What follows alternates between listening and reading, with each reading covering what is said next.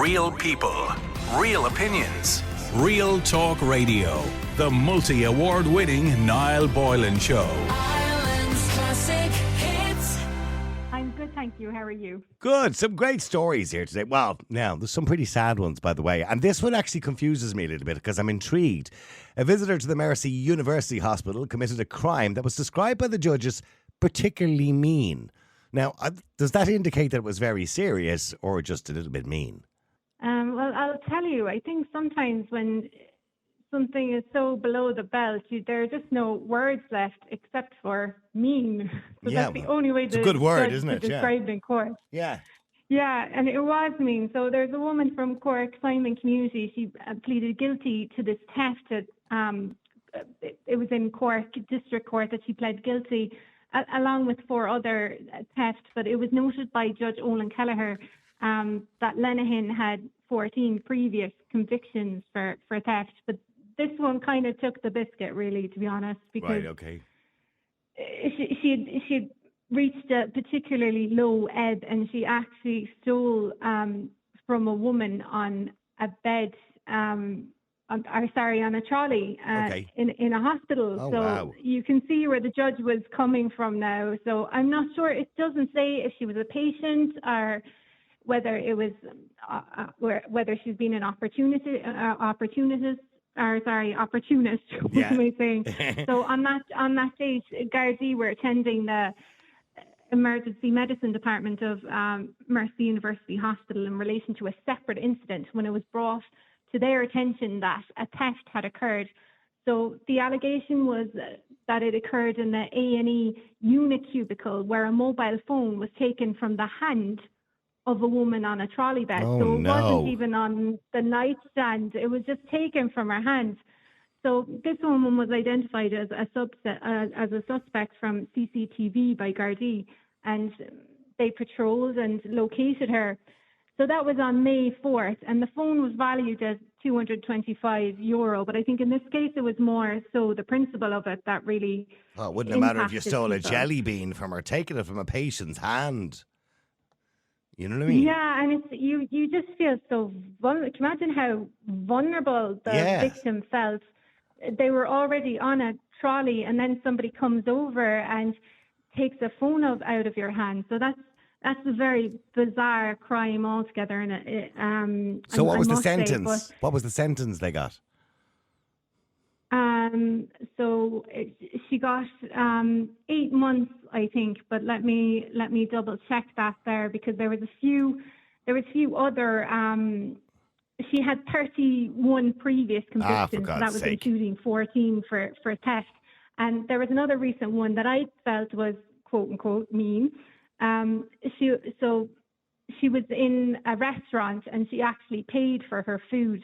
And when the waitress's back was turned, she stole the tip jar. Oh no! This person has no scruples. Apparently there was only €10 on it.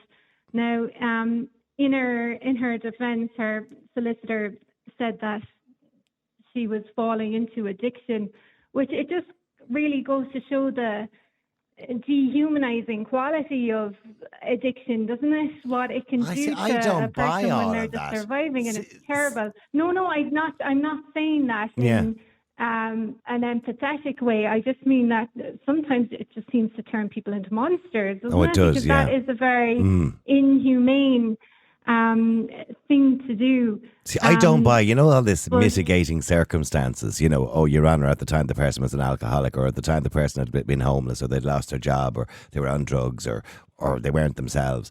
I when it comes to sentencing, and the judge says, well, there's mitigating circumstances, I don't believe that. You commit a crime, you commit a crime. I don't care what your state of mind at the time is. I really don't. You've committed a crime. The victim doesn't, they have to take into consideration being a victim because of their state of mind at the time. You know what I mean? They're just the victim. And there was something particularly invasive about that crime. You talk about, it's similar to when people have their homes broken into two. Of course, and they spend the rest of their lives living in this crime scene because they can't get over it.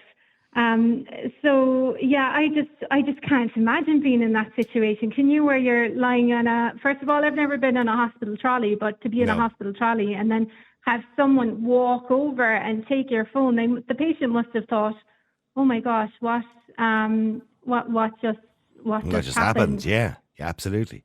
Now, another story, a psychotherapist has spoken about seeing children in need of professional help after being benched multiple times and suffering intense criticism from coaches. Now, explain this to me, because I'm a little bit confused by this. Yeah, would you believe Dr. Susan Lawher, she co-founded Mental Health Initiative State of Mind Ireland with her brother, the late Dr. Martin Lawler. So she explained that there are some former underage players as old as in their 40s. So they're enlisting her help due to the scarring effects of sport-related incidents. So this could be abuse from their coaches, and I'm just talking verbal abuse and being benched a number of times and just feeling that sense of rejection. It stayed with them. So she deals with children and adults of all ages, and what she's basically telling people to be mindful of is she's telling people really they need to recognize the difference between constructive criticism and negative reinforcement. So she was saying that for young people, it should be a case that it's just for fun, and that there is a bit of discipline involved. But I understand that, but there's a bit of a weird thing going on in the world. Yeah, but there's a bit of a weird thing going on in the world at the moment that we're afraid to tell children that they've lost. Like I know in Britain, they've stopped sports days, in schools. And there's a bit of that going on over here, and a bit of the kind of everyone's a winner situation that you're almost afraid to tell a child that they failed. And, they're going to have failures in life. They have to deal with losing every now and again. And I think children nowadays, don't get me wrong, I'm all for the protection of children in any way we possibly can. But we can't wrap them up in cotton wool either. And this idea that, okay, you've been benched, maybe you weren't good. Maybe you were off form for a season or something like that, and the coach decides to bench you. That should be allowed to happen, shouldn't it? It should be, but I think that children should get the chance to play. There are some children who aren't getting the chance to play at all. And she's saying that when kids are knocked back so many times, we're ultimately missing out on potential future sports stars. So it's not just being benched either. I suppose it's a combination of the two. When you get a coach that's particularly intense, we've all met one. I remember. Yeah, I remember coaches from when I was young, and I just hindsight can be quite grim, can't it, when you're thinking about the way they deal with children. So I suppose I really believe we shouldn't be sacrificing our children in the quest for perfection. Maybe there's a case of some kids. I wasn't sporty. The most common word said to me by sports coaches, if that's what you want to call them, they were school teachers for hurling and GAD, everything else. And when I was in primary school, was Boylan, you're useless. That was the most common thing said to me, because I'll be honest with you, I was useless. I'm not a sporty person. I'm more into radio and stuff like that. I don't like getting my hands and my feet dirty.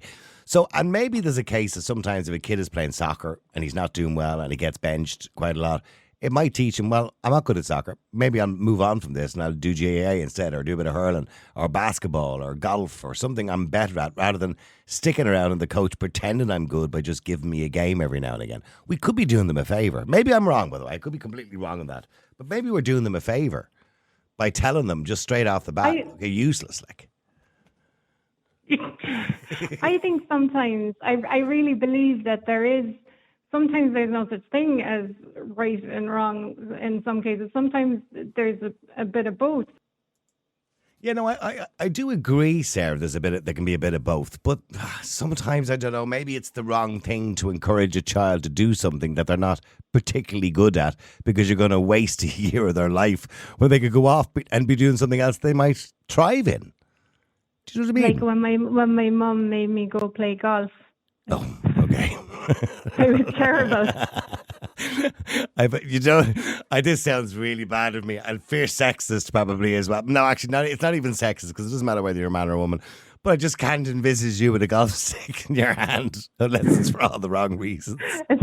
And you're calling it a golf stick, so that means you're worse at golf than me. It's a golf club, isn't it? It is. Now, speaking of things, firefighters are facing mounting pressure as more people resort to setting bonfires to get rid of their household rubbish. Now, I have to say, I was only talking about this the other day, and I was saying, that we see all this kind of rubbish, and like we've 3 bins, and you have your normal stuff, your recyclables, and then your foodies, right? Which, by the way, I hate the foodie bin in the house, the smell of it. Right? Anyway, that's beside the point. And I said, in the old days, my mother would just chuck it all in the fire. Should be grand. Keep us all warm in the winter. You know what I mean? Now, I know Eamon Ryan wouldn't be too pleased with that in the Green Party, but as long as they're not, burning out natural habitats and everything else, where are they burning this stuff? Do you want to know what they're burning, first of all? Well, I'd like to know what they're burning. So, washing machines, fridges, and they're doing it in the middle of greenways, apparently. So this is according to Second Officer at Cork City Fire Brigade, Victor Shine. He said that crews attended recent calls with dangerous bonfires that include, as I said, fridge freezers, washing machines, everything and anything to fuel the blaze. So sometimes it's a case of somebody lighting a bonfire and someone saying, "Oh, well, I need to get rid of my washing machine, so maybe I'll chuck it in there." So bonfire night, by the way, isn't until June 23rd. Do you celebrate that in Dublin? Is that a Cork thing? No, they celebrate it in Dublin too. Yeah. Well, when I say celebrate, I don't agree with these bonfires in the middle of housing estates, to be honest with you. But in saying that, who really thinks a washing machine burns? Do you know what I mean? Does somebody actually think that a washing machine burns? Or a fridge? Maybe they're curious. I'm not sure, but this is what's happening. And as I said, bonfire night isn't until June 23rd, but there are a few people who figure this works well. Maybe I'll do it other days of the year too. See, I initially, when I read the story, I thought it was just a few people just out their back gardens burning a bit of rubbish. You know what I mean? Microwaves are another one. Microwaves, okay, right. Yeah. They don't burn either, by the way, microwaves. They just don't. They don't. They found out that the hard way, I assume, these people. But for firefighters in Cork City Fire Brigade, it's been particularly difficult in recent years because they mentioned that it can get quite nasty at these events. So there's the potential of being stoned, or when I say stoned, having stones thrown at them, not actually stoned, or assaulted at these calls, which has But that's what happens in Dublin here too. Only recently they're going back during the year in Cherry Orchard and Clondalkin when the guards and the local council and the firefighters went to put out bonfires for Halloween, which got out of control. Some of the local youths, as they call them, decided they would throw stones at the police cars and the fire brigade. Unfortunately. Yeah, it's kind of sad because my ex-husband was a firefighter, and I remember him having stories like that all the time. And he was in Limerick, so it must just be happening everywhere. But it's this burning of freezers and white goods and everything else. It's also particularly harmful to people just living nearby who are suffering from respiratory issues. You can imagine that would be quite toxic, wouldn't it? Yeah, it would be toxic. Yeah. So it's not very it's not very considerate. So I know Cork City Council, a lot of the time they organise events in lieu of bonfires. So maybe we could look up the website and see if there's anything this year, hopefully. Yeah. But it's not just that. I mean, we're looking at greens that are such an amazing amenity to have, and they're destroyed. With these bonfires. bald patches of black on them. Yeah, I get you. Yeah. It's a shame. Also, by the way, a Cork man who was in and out of prison for 20 years has finally discovered the way to change and turn his life around. Has he gone straight? For the last 6 months anyway, it's all so far so good. So John O'Driscoll, he's 42. He ran 30 miles in a time of 1 hour and 57 minutes. That was in the Cork City Marathon. And it just goes to show that your life can start at any time, because he's saying that he got help and things are going well. And he just had enough of it all. 20 years drinking and drugging, those were his words. And he said he was just wasting his life. He said he felt fed up and overweight. And he saw the prison counsellor 3 times in the 3 months he was recently in prison. And that helped a lot. So he started working himself, and he found faith in prison, and that also helped him since his release from custody. But he said he was talking about how the drinking and drugs had ruined his life and all his relationships, bar his partner. He said it wasn't only him that had enough. His family and his kids, they'd all had enough of it. So he got help from Cork Alliance. They're a great organisation for prisoners post-release. So he started running with his best mate, and that best mate, as he calls him here, he became like a sponsor, and it's kind of like an unofficial therapy, really. Right. Well, I'm glad he has managed to go straight, and hopefully he'll stay on the straight and narrow and stay out of prison, and hopefully stay out of trouble as well. And well done to him, by the way, particularly if he's going to do it and raise a bit of money for charity as well in the meantime. Also, by the way... Yeah, that was the story, sorry. That was the story from the opinion line in Cork 96 FM. I forgot to credit them there. That's okay. Yeah, it's been my old friend PJ Coogan. Yeah. Yeah. Oh, you know all about. You've been reading up and about Cork. I've spoken to PJ many a times. Me and PJ are okay. We're all right. We're good buds. I thought it was your first Cork friend, but go on there. Yeah. Well, no, I kind of knew PJ before that, but I mean, it doesn't. You've kind of overtaken him, so that's okay. I talked to you more than I talked to him. Anyway, Munster cricket players were forced to run for cover after their game was hijacked by a swarm of... Now, it wasn't just like a few bees. It was 20,000. Did somebody count them? 20,000 honeybees. We used to call them shuggies, by the way. Honeybees. Shuggies.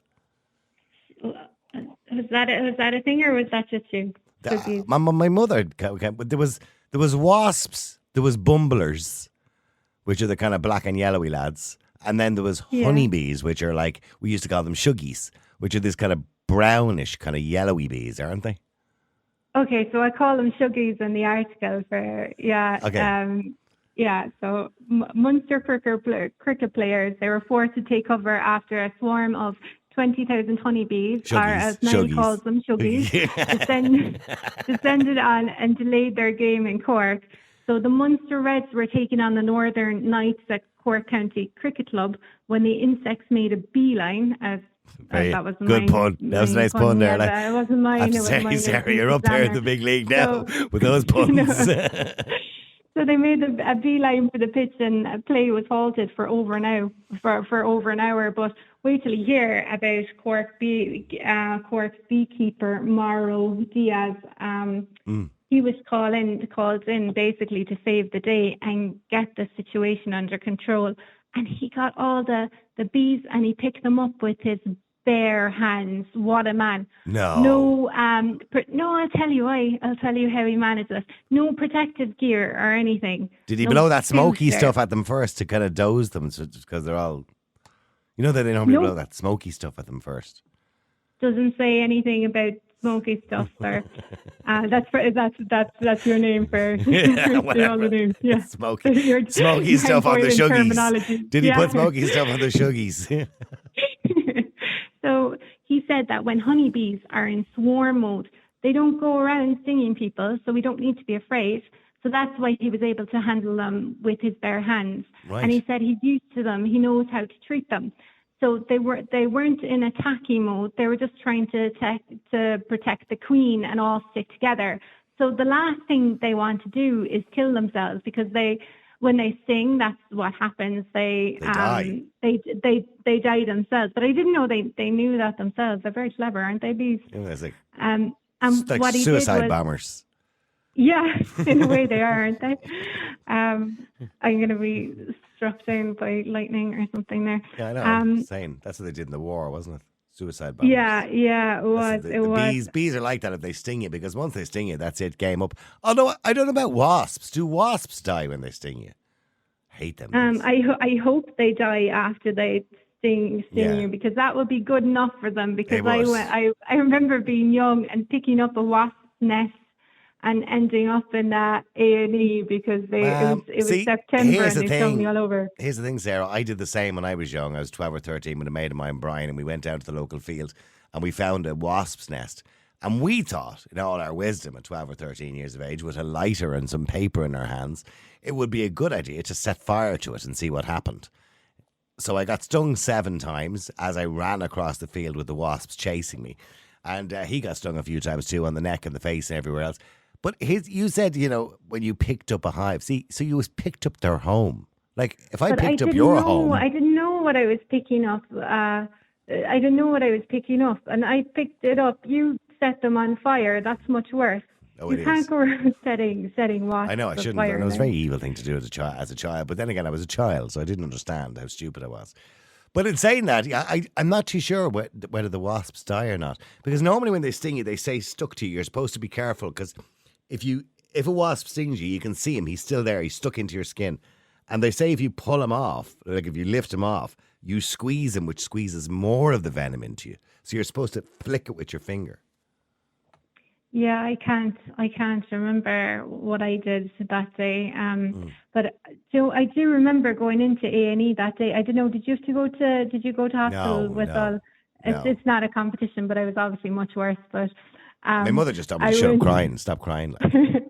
I know, I was with my granny, and that was my saving grace. But when I went to A&E that day and someone over, they took the wind out of my sails because they said, "Oh, you're the 8th child to come into us with wasp stings today, and sure, you're grand." I'm wondering why you went to hospital with a bee sting. I had bee stings everywhere, and it looked like my head had swelled up. Oh, and, okay. Yeah, they thought I'd like some weird allergic reaction, but yeah, I was a bit precious, wasn't I? I was 11. Well, no. I suppose if somebody was concerned because you were swelling up, I mean, normally with a bee sting, you wouldn't swell up that much. But some people can be allergic to them, and it can be very dangerous. But generally speaking, they're reasonably harmless. Unless you got a lot on them. But what I want to know, just very quickly before you finish, who counted them? Because it says in the piece, written by a brilliant Cork journalist, it says in the piece there was 20,000 of these bees. So did somebody go, or it was just like, it looks like 20,000? But maybe an average of, I don't know. Why don't you ask Sally Gorman, who wrote the article? Because I'm curious, how did they know it was 20,000? Maybe is that the average kind of number they normally go around swarm in? Yeah, maybe that's what they swarm in 20,000s. So maybe when they all go out, they go, lads, we've only got 19,500. Can you drum up another 500 out the nest there and bring them with us? Lovely talking to you, Sarah. Once again, you're very entertaining apart from anything else, with some wonderful news stories. And we shall talk to you again next Monday night. Thank you very much indeed, Sarah. Okay, thank you. Real people, real opinions, Real Talk Radio. The multi-award winning Niall Boylan Show. Ireland's classic